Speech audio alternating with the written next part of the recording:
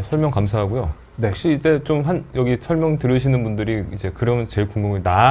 내가 좀 할만한가 이런 게 좀 이제 궁금하실 수 있잖아요.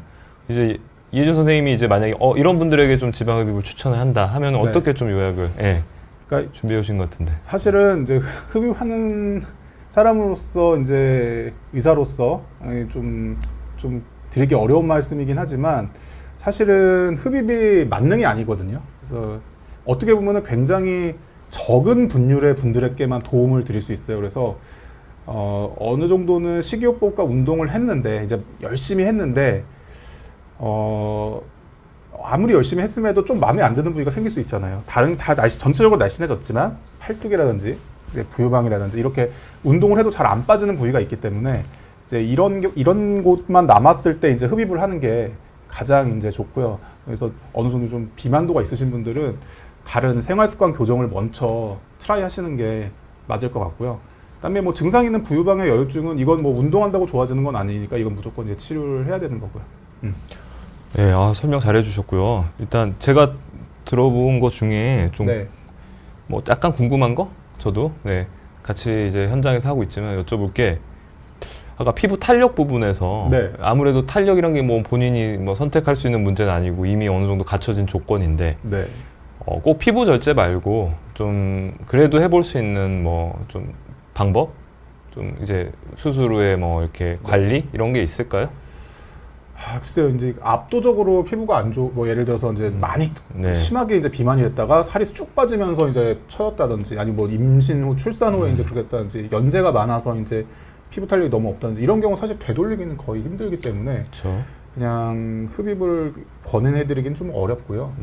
그다음에 뭐 어쩔 수 없이 이제 젊은 분들인데 어느 정도 극복 가능한 선이 이제 될 거 간당간당하다 그러면 일단은 뭐 압박복 착용을 잘 해줘야 될 것이고 처음에 수술하고 나서 그다음에 이제 어느 정도 근력 운동을 해서 근육량을 좀 키워서 피부 탄력을 좀 어떤 보상을 하는 것이 최종 경과가 좋게 나오는 이제 최종 결과가 좋게 나오는 그런 일이 되겠죠.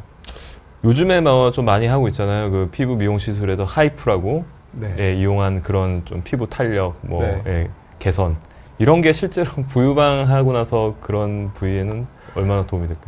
그러니까 이거는 근데 경험적으로는 제가 이제 뭐 이것저것 트라이 하다 보니까 해드려서 도움이 되는 경우가 상당히 있었지만 사실은 이거는 뭐 어떤 연구를 통해서 뭔가 밝혀진 건 아니기 때문에 그냥 경험적 시술이기 때문에 뭐 해볼 수는 있겠죠. 근데 이제 그거를 100% 좋아진다. 이건 정말 검증된 방법이다라고 말씀드리기엔 어폐가 있을 것 같습니다. 그렇긴 하겠죠. 그리고 지방흡입 하신 분들이 이제 하시고 나서 뭐 당연히 외형의 뭐 좋아진 점들 때문에 얘기하는 것도 있지만 뭔가 몸이 상당히 개운해졌다. 좀 뭔가 독소 같은 게 배출되듯이 뭔가 염증이 그냥 전체적으로 몸에서 염증도 잘 안 생기고 피부 트러블도 좋아지고 이런 얘기들을 많이 하시더라고요. 그렇죠. 이제 지방이 없어지니까 어떤 기름기가 없어지니까 쉽게 말해서 여드름은 이제 개선될 수 있는데 반대로 얘기하면 많이 건조해질 수 있죠. 그래서 실제로 이제 수술하고 나서 굉장히 뭐가 난다거나 아니면 뭐 벗겨졌다거나 많이 건조함을 호소하시는 분들이 가렵다거나 건조함을 호소하시는 분들이 많거든요. 그래서 이거는 뭐 예를 들어 원래 여드름 피부였으면은 조금 도움되는 면이 있겠지만 건조한 분이면은 상당히 좀 더 안 좋아질 수도 있는. 그래서 보습제나 이런 걸 잘 사용해야 되는 그런 경우도 있을 수 있겠죠. 좀 양면성을 가지고 있죠. 다. 그렇죠.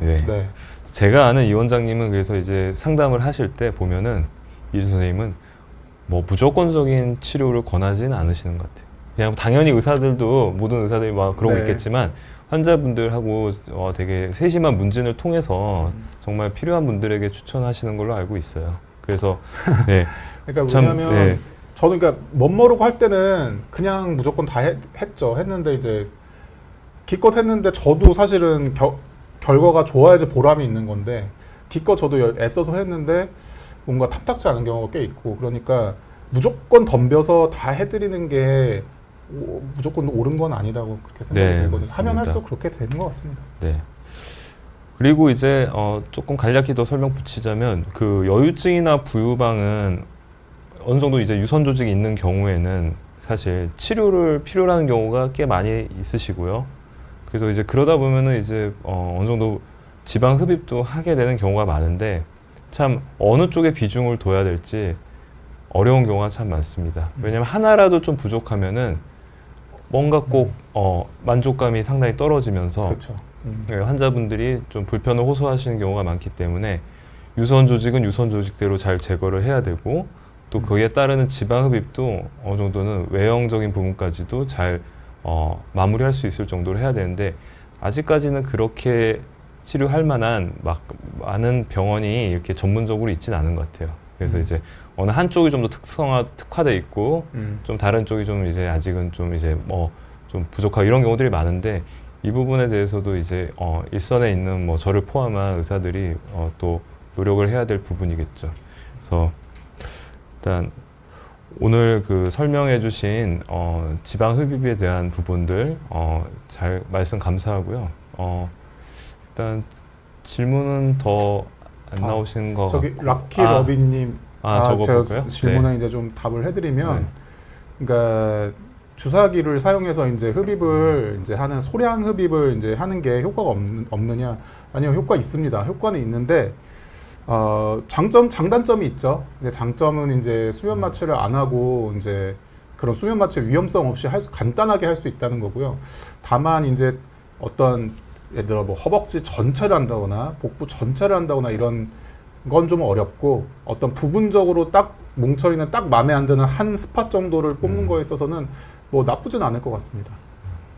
오히려 그런 데는 좀 강한 진동을 이용한 또 흡입 기구를 쓰는 게 더 좀 물론 이제 편의성은 있죠. 하는 사람에 있어서. 근데 그래도 확실히 주사기로 좀 가능은 하죠. 어쨌든. 아까 뭐 피부에 말한 뭐 약간 생길 수 있는 피부 쪽에 문제가 생길 수 있는 트러블이나 뭐 이런 것들 감안하면 시도해 볼 수 있는 충분한 뭐 방법이긴 한 거죠. 그렇죠. 네. 있습니다. 네, 여기까지 일단 질문 들었고요. 설명 들었고, 네. 그래서 오늘 일단 그 준비하신 거는 여기까지 설명 다 해주신 것 같고 설명 참 감사하고요. 네, 잘 들었습니다. 너무 두서없이 말씀드린 것 같아서 저도 이제 처음 이런 방송을 하다 보니까 자주 나와서 또 좋은 내용 들려주세요. 그래서 오늘은 부유방 여유증과 관련돼 있는 지방 흡입, 특히 상체 위주로 설명을 드렸고 시청자분들에게도 또 어느 정도 정보가 유익하게 전달이 되셨으면 좋겠습니다. 오늘 내용은 여기까지로 하고 이만 마치도록 하겠습니다. 지금까지 시청해주신 여러분 감사드립니다. 감사합니다.